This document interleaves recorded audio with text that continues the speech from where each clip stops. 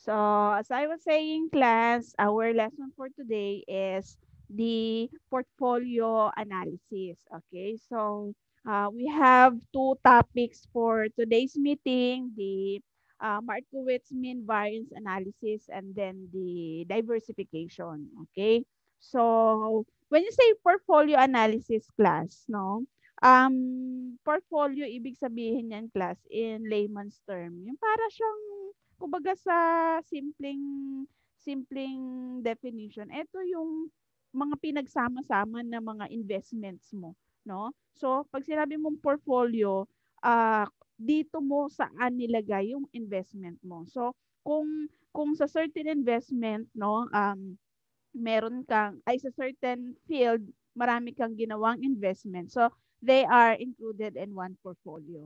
Okay? So, tingnan natin, let us analyze. Why do we need to diversify, no, our investment? Bakit kailangan ba mag-diversify? Okay? When you say diversification, pwedeng baguhin mo yung investment mo, magdagdag ka, magbawas ka, no? So those are the so-called diversification. Diversify, magbabago ka. Okay? Ilagay mo sa iba. Okay? So mean and the expected. Okay? So expected return and the mean returns. Okay? So mean returns or the exposed, no, are statistically derived from historical observations. Okay? So when you are referring class, no, to a mean returns, no, this is not based on assumption, on estimates, no, or observations. No, this is definitely came from statistical and historical observation. So meaning to say, may basis talaga siya class, may data. Okay? So you can't come up with a certain returns na base lang sa haka-haka, sa estimation, etc. So this means na merong pinanggagalingan talaga na data. Okay? So this is what we call mean or exposed return. So ano naman yung kadalasan na tinatalakay natin ito klase, no? Yun sa mga past lesson natin, no? Expected returns, no? So from the word itself, no? Statistically derived from expected values from future estimates of observation. So you see the difference class, no? This second one class is based on estimates, no? Of observations. Ibig sabihin, pinagpapalagay natin in Tagalog, no? Ine-estimate lang natin. Okay? But of course, that estimation is a scholarly estimate. When I say scholarly, close to being the real one. Okay? So you get my point, class? Yung bang hindi tayo nag-set ng estimation ng ganun-ganun lang. So we based also our estimates in the statistics. Okay? It's just that hindi talaga siya yung concrete. Okay? So if I may use the word concrete, okay? So kung ikaw ang investor class, no? May mga investor na yung sabi natin dati, 'di ba, yung risk taker, tapos yung iba naman play safe, no? So kung alin ka doon sa tingin mo, you have to choose. What do you want? The mean returns or the expected returns. Okay? But not most of the time class you have the chance of choosing, ha? It also depends on what kind of investment or security that you are dealing with, no? Sometimes class you don't have a choice but to have the so-called expected returns. Okay, so it's up to you if you're gonna take the risk. Okay, so next, expected return of portfolio. Okay, so the expected return of a portfolio is a weighted average of the expected returns of its component securities using relative market values as weights. Okay, so it's like this class. Yung sabi ko kanina, we don't simply estimate, no? We don't simply estimate. We don't do that as easily as that, no? So we come up with this so-called market values, no? Market values and the components of the securities. Pag sinabi mong components of the security, ano yung mga factors, no, na po pwedeng maka-affect dun sa security na yon, okay? Class security in this sense, since we are in the field of finance, not security na safety, ha? when you say security in financial side, no? Security here means yung mga investment natin gaya halimbawa stocks, bonds, no? So we are referring to that, no? Hindi yung pagiging safe, no? Yung safety, no? It's not that, no? So again, when you say expected return, it is based on the components of the security itself as well as the market values. When you say market values class, kung yung stock na yon, no? That is the security. Ano naman yung sa external part niyan? Pag sinabi external, labas. So, pag sinabi mong labas, that's the market. Okay? Pwedeng halimbawa yung yung market na yan, yung ilan ba ang bumibili ng stocks ngayon, yun yung mga outside forces, yun yung mga external forces class na you don't have to you don't have the control, no? Ibig sabihin that's out of your control. Hindi mo na nakokontrol yun kasi that's external, okay? So they do affect the security. So of course class, pagka maraming bumibili ng security, what do you think will happen to the price of that security? Halimbawa, stocks, okay? Let's go back to your Economics 101, the relationship of price sa demand and supply. Okay, pagka maraming bumibili ng certain good, no, sa economics ano ang nangyayari sa price? Pag maraming bumibili, pag maraming demand, ano nangyayari class sa price? Anyone? Tumataas, ma'am. Okay, very good. Tumataas. Okay? So, it is directly proportional. Pero pagka wala namang may gusto, wala masyadong bumibili, ano ang ginagawa ng seller? Di ba? Binababaan natin ang price para bumili. So, merong direct, no?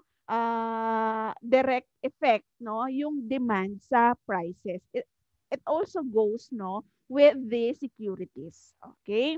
So, are you guys, if I may ask, are you guys familiar with stocks and bonds? Have you ever discussed this in one of your classes? The stocks and bonds? Are you familiar? Yes, ma'am. Oh, really? Yes, Princess, is that you? Okay. So, Papiaw lang. Okay. What are the classes of stocks that you know? common stock, preferred stock. Okay, very good. The common and then the preferred. Okay? So, pagka meron kang certificate of stocks class, meaning to say you are a part owner of the company, no? How about bonds? Bonds are ano naman siya? Security din siya, pero ano ang pinagkaiba niya kay stocks? Yung bonds, ma'am, is yung sa government, ma'am. Sa government. Normally, class, ang nag-i-issue ng bonds ay the government, ano? So, pag kailangan ng government ng additional capital for halimbawa, may paggagamitan, funding, no? So, mag-i-issue siya ng bonds. Long term po ang bonds. Normally, 10 years pataas yan. Okay? So, pag ikaw naman ang nag-issue class ng bond, ikaw naman ang may hawak ng bond certificate, meaning to say ikaw ang nagpa-utang. Okay? So, let's go now to diversification and the MPT. So, MPT, no? This MPT class stands for Markowitz portfolio theory. Okay? So, let's go to the dominance principle. Okay? So, the dominance principle states that among all investments with a given return, the one with the least risk is desirable. So out of all our investments, no, out of all those investment na pwede natin paglagyan ng pera natin, yun daw yung may pinakamaliit na risk ang talagang desirable o ibig sabihin yung parang nakakapag-attract sa atin. Of course, plus no, wala namang investor na gusto mataas ang risk. Of course, kung the lesser the risk, mas desirable siya, no? So, or given the same level of risk.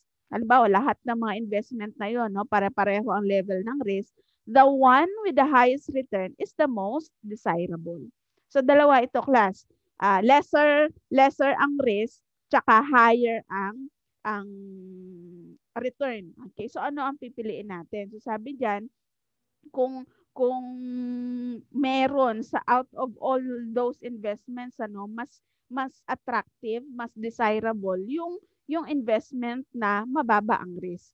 Pero kung lahat ng yon nagpa-promise ng the same level of risk lang, doon ka na mag-invest sa the one na nagpa-promise ng highest return, or pag sinabi mong return, syempre profit. Okay? As a businessman, risk taker ka daw. But I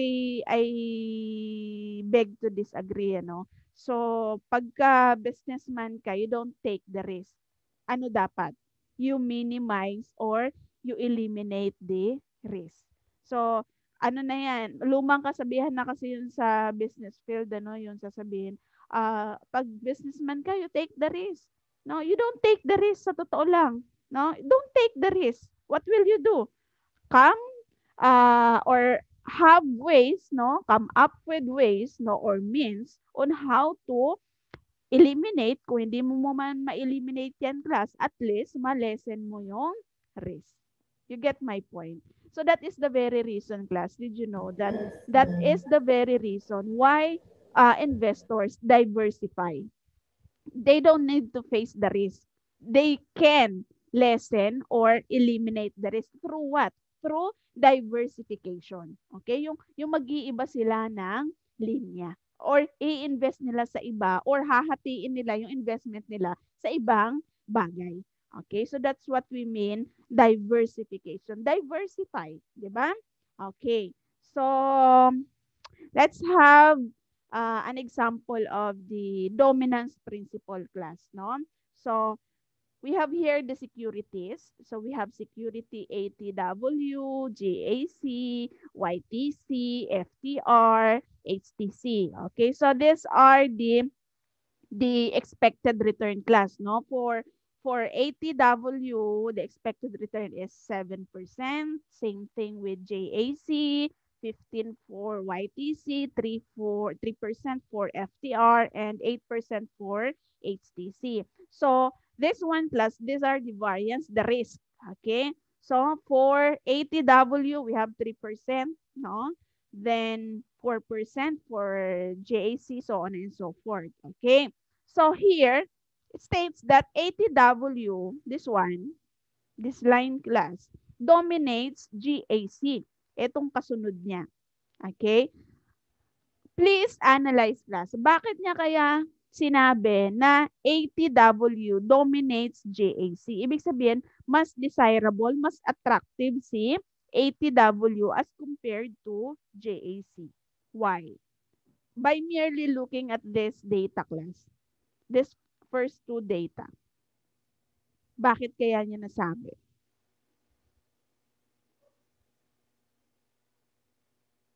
Anyone? Try a guess. Parang mas Bali, ma'am, mataas same- yung ano, ma'am. Ha? Yes, princess?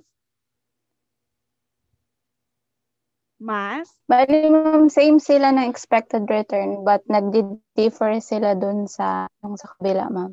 Okay, so ito yung risk. Okay, yung variance. Okay, so mas mababa ang risk ni ATW but still promise to give 7%.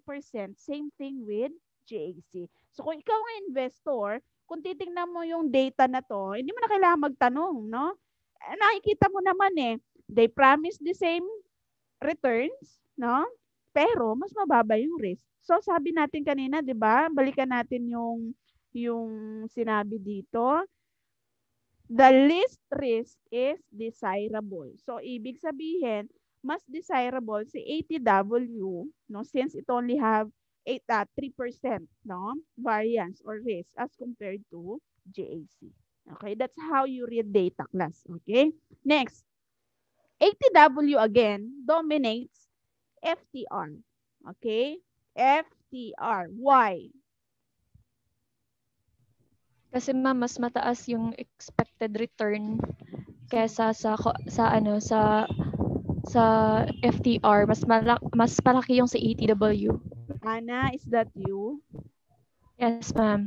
Okay, very good. Though they have the same risk, no? Mababa.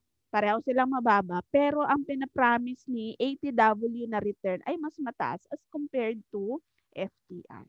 Okay, so very good. You know now how to analyze data, no? Portfolio. Ganun lang naman ang mag-analyze class, no? Where am I going to invest? Saan ba ako mag-i-invest?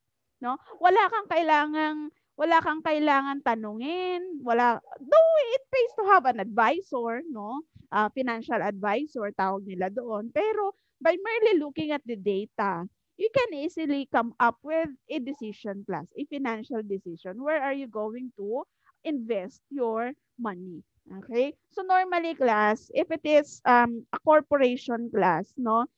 Ano naman naka-public naman yung mga financial reports nila. So, pwede nyo talaga makita ang reports nila through Securities and Exchange Commission. So, pwede nyong bisitahin yung mga previous financial statements nila, makita nyo yung standing and performance of the company bago kayo mag-invest. So, it pays to check class the performance, no? Hindi yung lalo na class pag nag-iinvest ka kasi, kung ako ang nagta-try na maghanap ng mga investor sa company ko halimbawa or sa business ko. Of course, class hindi mo maiiwasang mag-sugarcoat, no? Ibig sabihin yung kahit hindi totoo, no, magsasabi kang ganyan. If you are the investor, hindi mo kailangan makinig sa mga buladas na ganito. All you have to do is check the financial statements, okay? Just give me your financial statements or I'll check it by myself, no? Ako, pwede ko ma-check yan. Then, come up with your decision. Kasi, sa totoo lang, pag naghihikayat ka kasi, you can't help but sometimes sugarcoat or magsasabi ka ng hindi tama. So, para maiwasan class na ma maloko tayo sa mga investment na yan, mga investment scams kung tawagin. So, better check. So, anuhin nyo lang class, tandaan nyo lagi, kahit sa simpleng investment class, hindi naman kailangan maging complicated. Ito lang siguro ang ma-advise ko sa inyo, no? So, pagka ang investment promise a greater yield in just a short period of time, kabahan ka na. Okay? Hindi nangyayari yung pagyaman sa overnight, no? So, karamihan ng mga scam na yan, class, papakitain ka nila, no? Kikita ka once, twice, syempre, may ganyo ka, may encourage ka to invest more. Okay? So, pag lumaki na ng lumaki yung investment mo, no? Ano pa mangyayari, no? Lugi ka na. Okay? So, that's what we call dominance principle example. Sige, next. So, this is the diversification class, no? We are talking here two types of risk. The unsystematic risk and then the systematic risk. Balikan natin to. Discuss muna natin what is unsystematic and systematic risk. Okay? When you say unsystematic risk, this portion of an asset's total risk which can be eliminated through diversification. So, ibig sabihin pala, ito yung klase ng risk na yung sinasabi ko kanina, yung kaya mong i-eliminate, tanggalin. Okay? So, these are the so-called unsystematic risk. How about systematic risk? So, this is the risk which cannot be eliminated.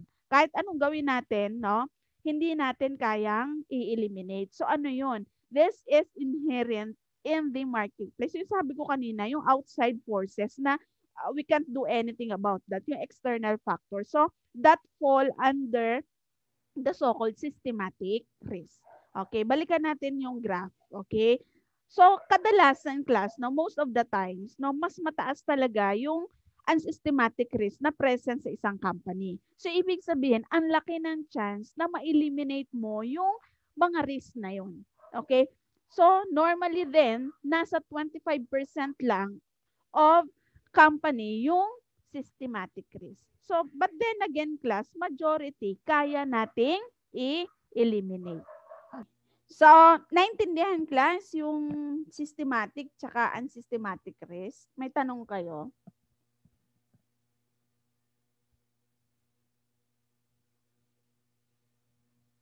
Understood naman, ma'am.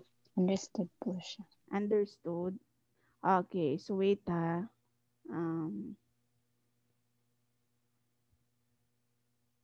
Okay. Recording naman siya. Okay, so let's go now to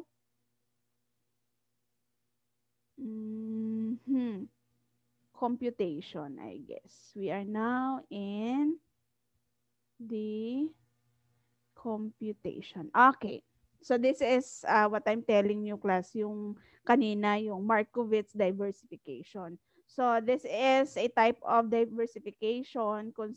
This type of diversification considers the correlation between individual security. Pag sinabi mong correlation, yung almost the same, yung mga klase ng mga securities na meron ka. Okay. So let's have an example, class, no? So, two asset case. Okay? So, stock A.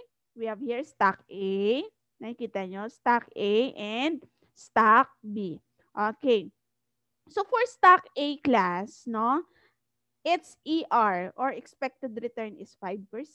And then, its variance or risk is 10%. Okay? For stock B, its ER is 15%, and 20%. Okay.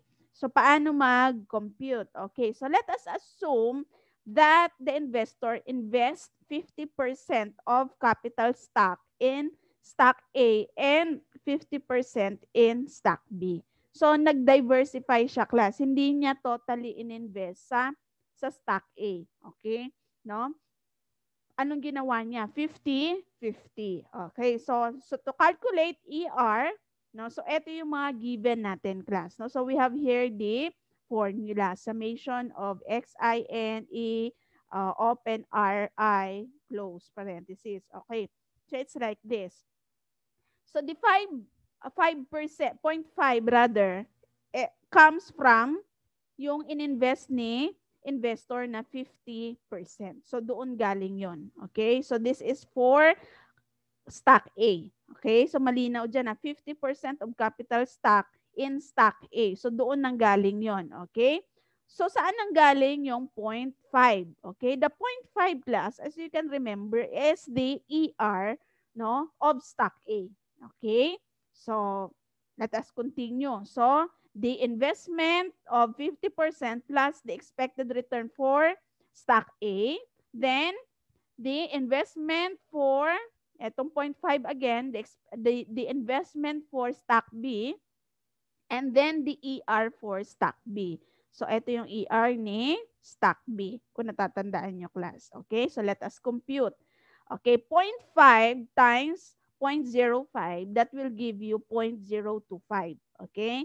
And then, 0.5 again, this is for stock B, 0.5 times 0.15, that will give you 0.75. Okay? So, the ER now for the investor, for both stock A and B, kung magda-diversify siya, class, no, that will promise him 10% of returns. Okay? Do you want me to repeat the calculation, class, or malinaw na? So we can go to the exercise. Better I'll repeat. Okay? Saan galing yung 0.5? Dito po sa investment ni stock A. So kung nilagay niya dito about 30% for stock A, 70 for stock B. So hindi siya 0.5, 0.3. No? Dito naman hindi siya 0.5, 0.7 naman. Okay? So on and so forth. So dito kayo magbe-base, class, ng ilalagay nyo dito. No? So eto naman, ER lang. Yun na sa parenthesis, ER lang nung dalawa. Stock A and ni stock B. Then, multiply both sides, multiply nyo yan, saka nyo sila i-add. Okay? So, that's the expected return for the stock A and stock B. Kanino? For investor. So, bago ako mag-invest class, gagawin ko muna ito. Kukumputin ko muna kung magkano yung pwede kong kitain. Okay? So, 10%. Alright? Naintindihan? Kopyahin nyo muna Yes, ma'am. Yes, tingnan nyo ma'am. yung class para maging basis nyo itong example na to mamaya sa computation natin. Okay? I'll now flash the exercise class para ma-solve nyo na. Okay. So, here it is, class. Assume that the investor invests 40% of capital stock in stock A and 60% in B. Okay, so these are the ER and the risk. So for stock A, ER is 3%, stock B 12%. For the risk variance, no, 5% for A and 10% for B. Okay, so compute now, gaya yung ginawa natin dun sa una. Okay? Go. Okay, may tapos na ba? 8.4%. 8.4, ma'am. Very good. 8.4%. 4. Okay, sige. Para dun sa mga iba na hindi nakakuha, can you show your solution, please? Paki-type dun sa ano natin, sa chat box natin.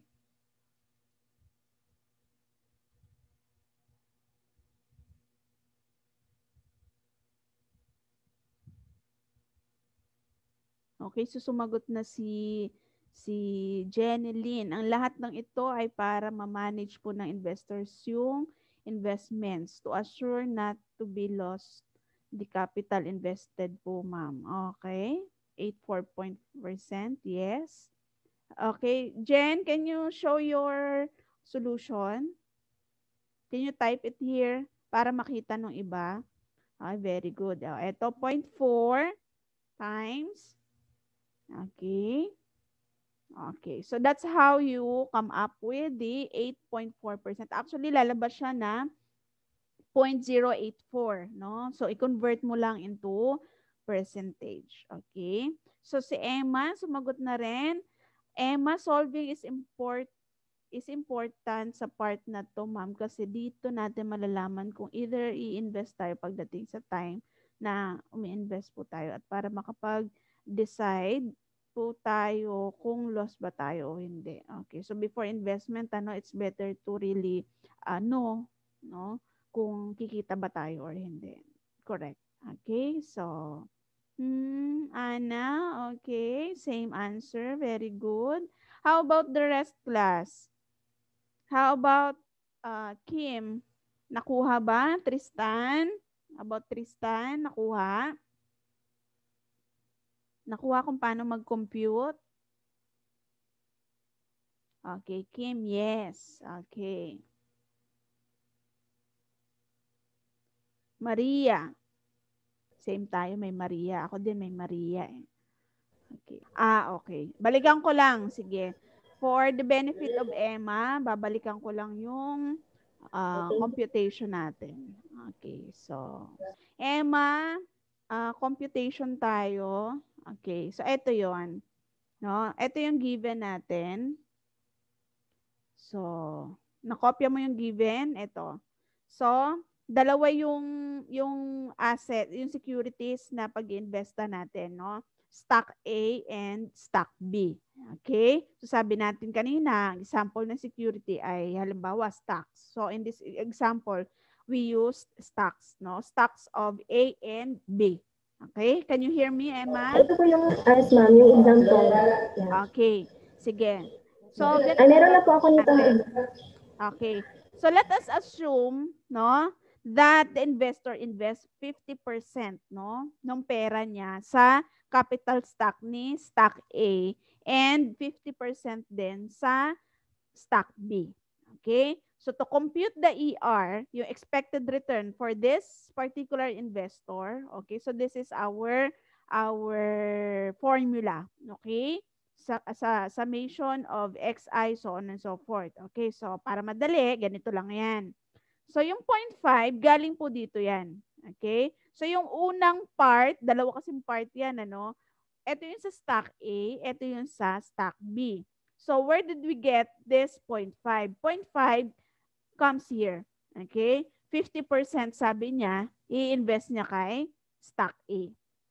Pero pag sinabi niya, halimbawa, dun sa kinumpute natin kanina, 40, 40, 60, so hindi na siya 0.5, 0.4 na lang ang nilagay natin.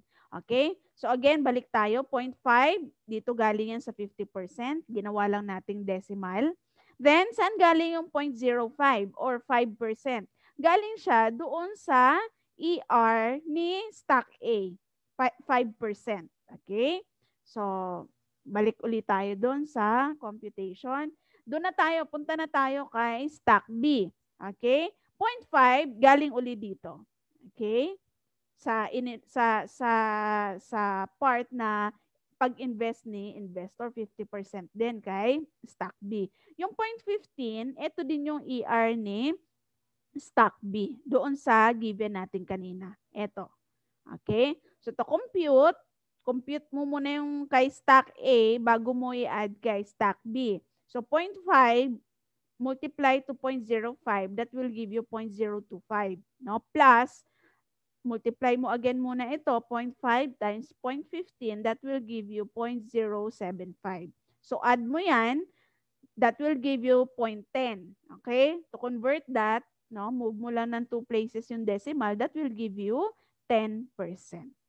Okay? So clear ba, Emma?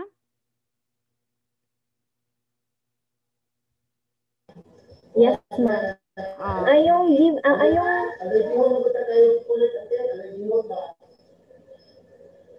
okay na po ako nito, ma'am. Yung ano lang po, ma'am, yung binigay mo sa kanya, bigay mo sa I mean, ito.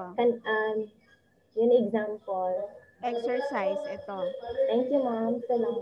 Sige, kopyahin mo muna bago ko i-stop yung share.